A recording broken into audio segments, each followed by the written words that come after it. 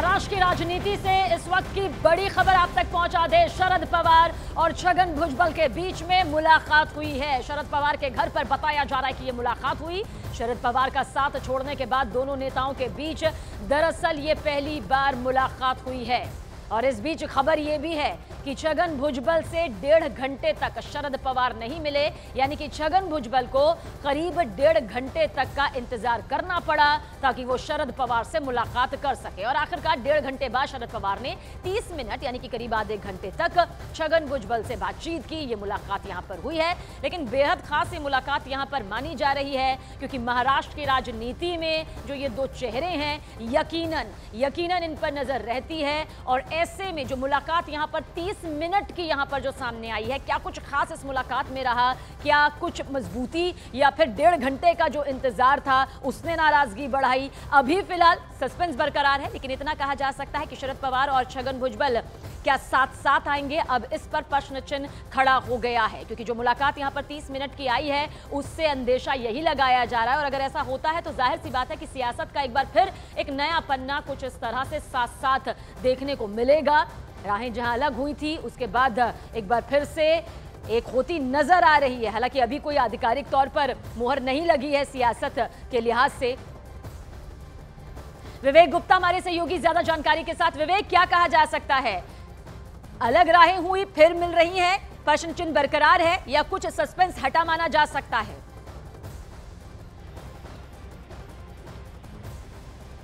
सभी ने देखिए जिस तरीके से महाराष्ट्र की राजनीति में कुछ भी प्रेडिक्ट नहीं किया जा सकता है, उसी तरीके से आज की मुलाकात है। हालांकि छगन भुजबल ने कैमरे पे आके साफ तौर पे कह दिया था कि अब ये जो मुद्दा है, जो मीटिंग हुई थी शरद पवार के साथ, वो सिर्फ और सिर्फ ओबीसी और आरक्षण के मुद्दे पर ये मीटिंग हुई है।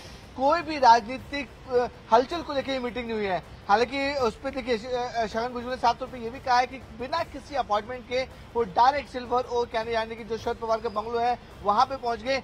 1.5 घंटे तक शरद पवार ने छगन भुजबल को इंतजार कराया और जिस तरह से छगन भुजबल ने साफ तौर पे कहा है कि 1.5 घंटे तक वो इंतजार करते रहे।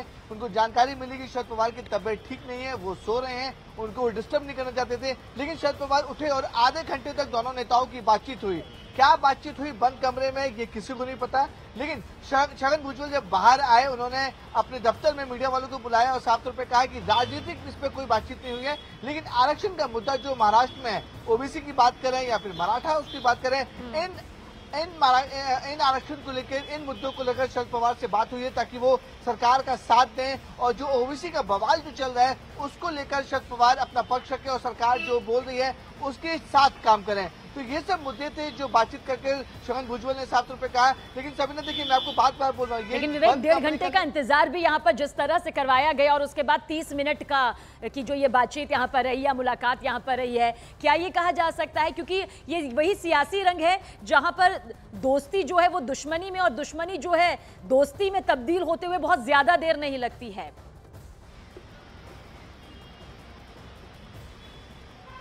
बिल्कुल सही कहा सबने। में देखिए यहाँ पर मैंने पहले बोला कि महाराष्ट्र के पॉलिटिकल्स पे आप प्रिडिक्ट नहीं कर सकते कि कब क्या होगा।